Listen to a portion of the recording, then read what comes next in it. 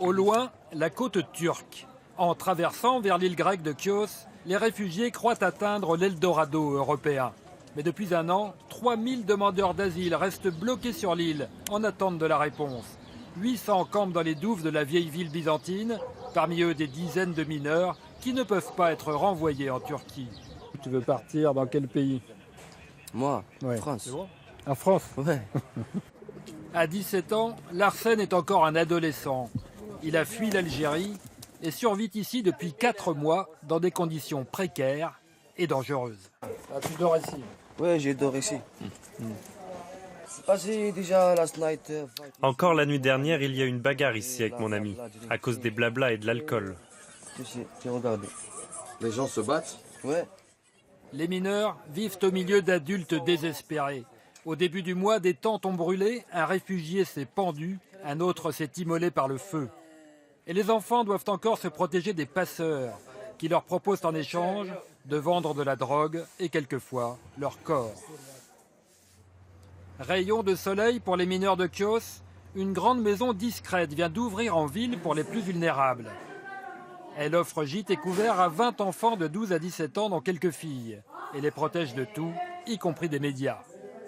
Les enfants restent longtemps marqués par la violence de l'exil et chacun est confié à un tuteur. La maison est gérée par une ONG grecque, Metadrassi, avec l'aide de la France. Oui, c'est l'ambassade de France en Grèce qui finance cette maison pour protéger la jeunesse. Et c'est la seule structure de ce genre sur l'île de Chios. Du sport au programme, car l'attente va être longue. Et pourtant, la moitié des enfants de la maison ont un membre de leur famille déjà identifié dans un pays d'Europe. Nous avons des enfants dont les dossiers attendent depuis juillet pour être réunis avec leur famille.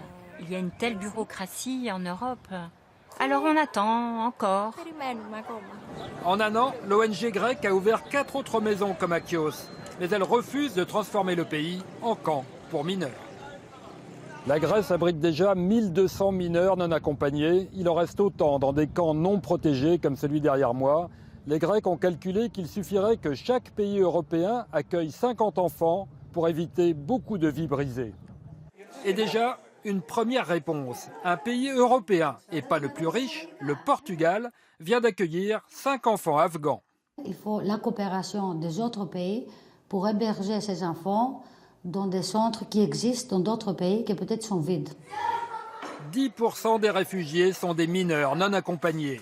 Le Conseil de l'Europe demande aux pays de l'Union de prendre en main leur avenir avant qu'ils ne soient recrutés par des criminels ou même par des terroristes.